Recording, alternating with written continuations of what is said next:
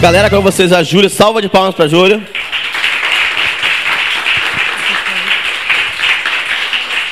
Oi, gente, tudo bem? Eu vim aqui falar para vocês um pouquinho de UX no PWA.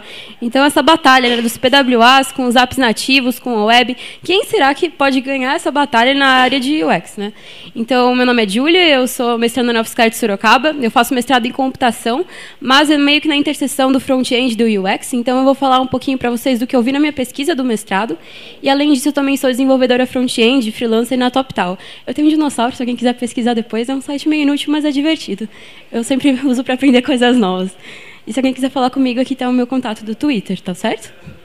Então, antes da gente falar de PWA, eu queria pensar um pouquinho com vocês. Então, o uso de aplicações web em dispositivos móveis cresceu 82% de 2014 a 2016.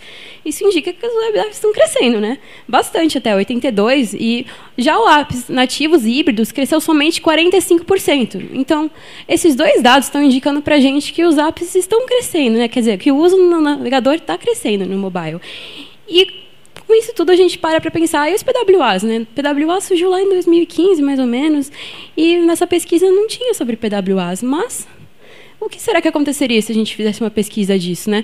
O que será que tem de tanto diferente assim na UX? Será que o uso dos PWAs cresceria? Será que a UX influencia isso, não é mesmo?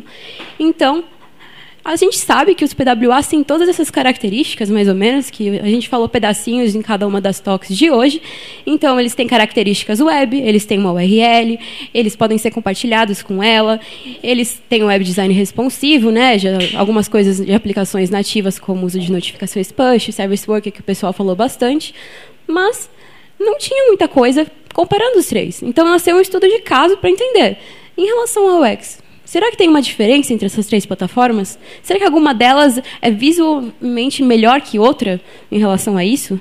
Então, eu comecei a planejar esse estudo para pesquisar sobre aspectos da UX de uma forma que seria qualitativa, ou seja, e analisar a interação de cada uma das pessoas com essas diferentes aplicações nas três plataformas, PWA, Native Android e Web. E como não foi possível encontrar uma aplicação de cada um, por exemplo, eu queria que todo o Trivago tivesse 3 aplicações, uma PWA, uma web e uma nativa. A maioria das empresas, elas trocam a aplicação web por uma PWA, não é mesmo? Então, por isso, eu fiz 2 comparações. Os apps do Trivago, PWA e nativo, e os apps do TripAdvisor, web e nativo. Mas, para fazer essa comparação, tinha que ter uma base, né? Eu ia comparar exatamente o que nessas aplicações. Então, eu selecionei 6 elementos de interface que já eram conhecidos por ter algum problema de interação. Então, o primeiro foi a caixa de busca, o menu de abas, né, ou as tabs, tabela, bem conhecida com muitos problemas, o calendário, date picker, que existem várias formas diferentes de fazer eles, múltipla escolha, o select, e, por último, os mapas. Então, porque inicialmente eu tinha definido esses elementos de interface para pesquisar, por isso também que eu escolhi os apps relacionados a turismo, né, para reservar hotéis, porque era mais fácil de achar todos esses elementos juntos. Eu achei 8 pessoas para participar desse estudo e eu fiz uma análise desses métodos de UX e de HC, que é a área do meu mestrado, que é a interação no computador. Eu não vou entrar em detalhes para não ficar falando um monte de métodos e tudo, mas eu vou falar um pouquinho de cada um deles só para vocês terem uma noção do que eu fiz.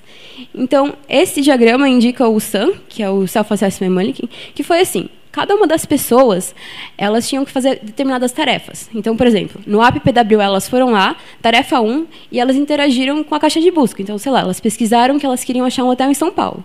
Depois que elas fizeram essa tarefa, elas tinham que escolher como elas se sentiram em relação a esse formulário. Então, tinha um formulário do Google e perguntava: em relação à sua satisfação, escolha o número, né, a imagem que mais representa como você se sentiu.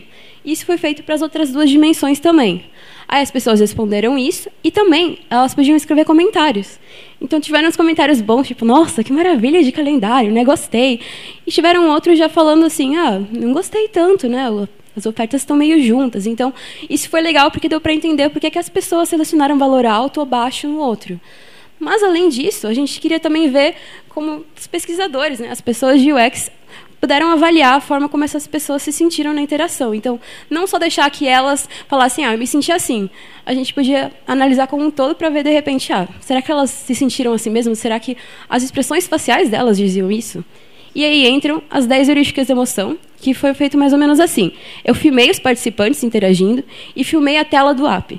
E depois eu juntei nesse vídeo e eu tinha que identificar, por exemplo, as heurísticas de emoção, uma delas é levantar a sobrancelha. Então eu olhava o vídeo e falava, opa, você levantou a sobrancelha. O que será que aconteceu aqui? Aí eu tentava entender, sei lá, de repente as imagens não carregaram muito rápido, algo assim. E isso levou a criar diferentes códigos. Então, esses são códigos que eles indicam quando aconteceu uma emoção, seja positiva, seja negativa. E isso foi legal porque deu para entender se os problemas aconteceram alguma coisa relacionada à plataforma, né? De repente, o feedback lento após uma interação, ou o lento carregamento dos elementos, das imagens, das listas, ou algum problema do usuário mesmo. De repente, ele não entendeu muito bem as instruções, ou estava nervoso, alguma coisa assim.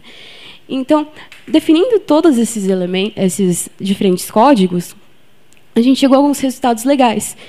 Que normalmente a gente pensa, os apps nativos devem ser muito mais rápidos, né? O PWA, o web, sem dúvida, vão ser muito lentos. Então, a gente não esperava que o feedback lento após a interação e o lento carregamento dos elementos acontecesse tanto nos apps nativos, mas aconteceu em todos os elementos testados nos apps nativos.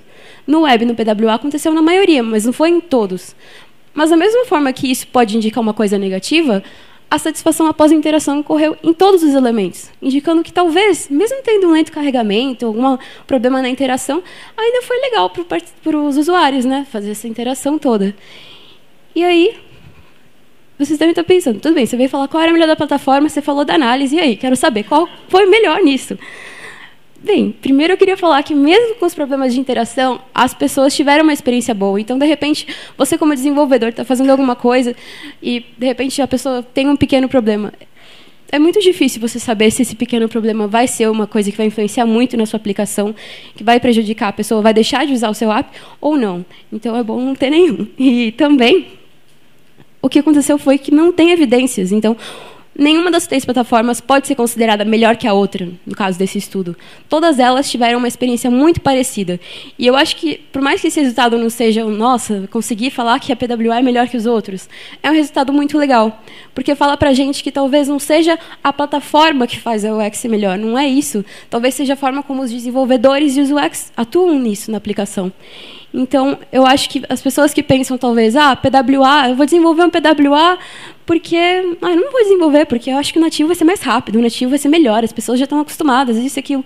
De repente, não é assim. De repente, o PWA pode proporcionar uma experiência do usuário melhor, ou até igual, não sei, depende do seu app, mas pode ser mais rápido de fazer, mais prático para uma empresa, eu não sei, isso vai muito da empresa. Então, eu não acho que isso tem que ser uma coisa que vai impedir de uma empresa de ter um PWA. Eu só esqueci de comentar que as pessoas elas não instalaram as aplicações. Então, na hora que elas testaram, já estava tudo instalado, só para deixar meio claro isso. Eu acho que é isso. Tem um artigo científico que eu escrevi mais ou menos isso. Eu sei que artigo científico não é tão legal quanto artigo no Medium, às vezes é um pouquinho cansativo, mas se alguém quiser saber mais desse estudo, saber exatamente quais foram os problemas de interação, tá aí o nome, também vou compartilhar depois. E eu acho que é isso. Muito obrigada. Perguntas?